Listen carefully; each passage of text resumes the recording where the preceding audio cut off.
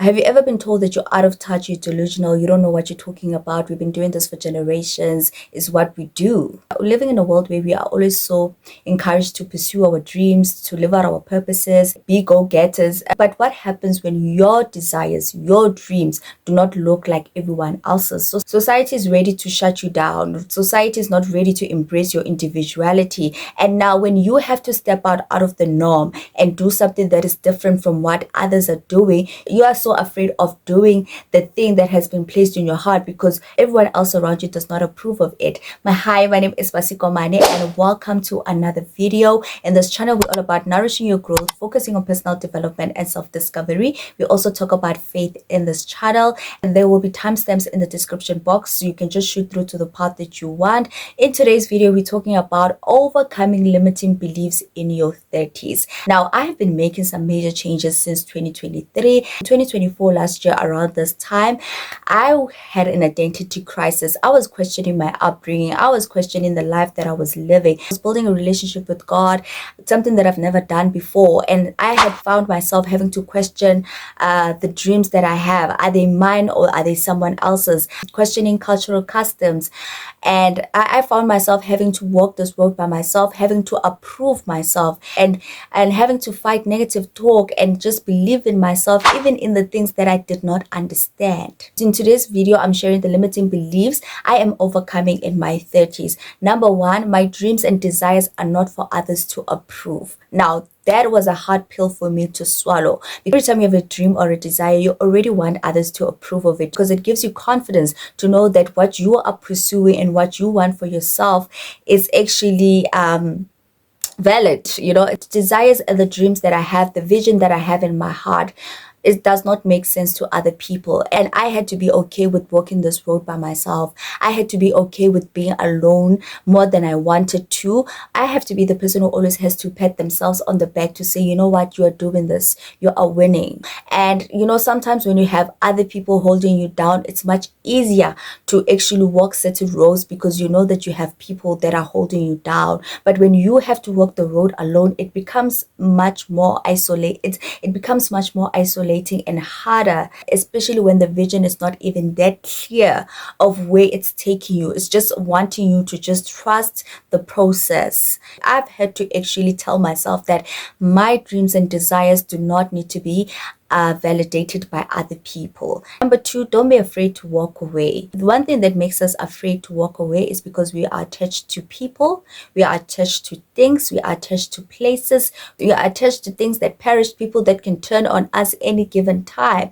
And I had to be okay with walking away from certain things. Certain things in my life were easier to walk away from. Certain things were not easier to walk away from because I believed there was hope. I believed there was a future, there was a room for growth. But I had to let it go because I saw that me keeping these things in my life is actually keeping me away from growing and being the person that I desire to be, the person that God wants me to be. And I had to let go of a lot of things. And this is one thing that I realized, especially in my spiritual journey, where I had to honestly let go of people, let go of attachments. And looking back right now, walking away from the things that I've walked away from, I've found peace, I've found happiness, I found a new bravery, new boldness. You know, it's like when you walk away from things that you thought that you could not live without, you get to realize on the other end that they bring about a different version of you. You know, a version of you that you don't know, but a version of you that you love. So those were the things that I had to be okay with, walking away from things. And also reading the Bible has helped me to realize that I do not need to actually hold on to people, to hold on to things. I can be able to move on from things. I'll still find a better me on the other side. Number three, be willing to fail in front of others. You know, one thing about failure, we tend to want to wear failure as an identity. We want to wear failure as a destiny. We want to wear failure as is either this or that. And that's not the case.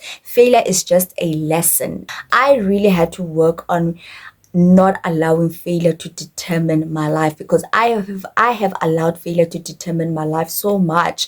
Like I was so afraid of trying new things. I was so afraid of stepping out of the shell, believing in myself because of failure. Oh my God, I'm going to fail in front of other people. They're going to think I'm not good enough. They're going to do this and that and that. And me allowing all of those, it has had me having to start over again and again and again. There are seasons in my life, there are lessons in my life right now where I feel like I've been here before, I've done this before. I allowed the outside noise, I waited for validation, I placed my eyes onto the things of the world instead of focusing my eyes onto the Lord. I'm having to repeat lessons all because I did not follow through. I was not obedient enough to push through. Now I'm finding myself having to repeat certain things, and repeating certain things means that I have to start in line. And sometimes it's even harder to repeat the same lesson because you know that, you know what, I've been here before. Because you know that you've been here before, my motivation to you is this: if you know that you've been here before, try pushing through that lesson, try pushing through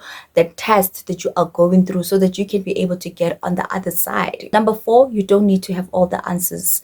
God doesn't even require you to have all the answers. And sometimes we put so much pressure on ourselves that we need to have answers. Oh my God, by this age I need to have this, by this age I need to have that, I need to have this and this and this because the world says I need to have this and this. Some of those things, maybe you know, God does not want you to have them in a way that you think you need to have them. Maybe He wants you to have them in a different way. So fixated on what you're told, what you need to have, that you forget that there are other options. You forget that there are other ways. And sometimes we just need to stop living in a mindset, especially when we are in our 30s, that you are running out of time. Like sometimes we are so afraid of moving things and shifting things around because, oh, what if I think we need to just take things one day at a time and see where God leads us. That's one thing we need to have. And I talk about God because there is just a different level of understanding that I have found in actually connecting with God and building a relationship with God. Because at some point in my life, I always thought that I was carrying this life thing. I was doing this life thing by myself. I thought that I needed to have all the answers. I need to know everything. I need to even when I was failing, it was hard for me to even pick myself up again because I was carrying everything all by myself. And the last one that I want to remind you is that happiness is not at the end of the tunnel. Happiness is even in your darkest season right now. Are you choosing to see the little miracles that are happening in your daily lives, or are you choosing to see the darkness? Because also this is about perspective. Hey, we need to actually talk about changing our mindsets and changing our perspective. We focus on the darkness so much that we don't even see the daily miracles, the daily happenings that are happening in our favor because we are so fixated on this darkness, on this season that is so heavy. I just want to encourage you that, girl, you don't need to have all the answers. You don't need to know it all, but choose you. Choose you because you only have this one life. I hope you also overcome limiting beliefs in your life, and comment down below and tell me what limiting beliefs are you overcoming in your 30s, even if you are in your 20s, whatever age you are in, what limiting beliefs are you overcoming? I will definitely see you in another video.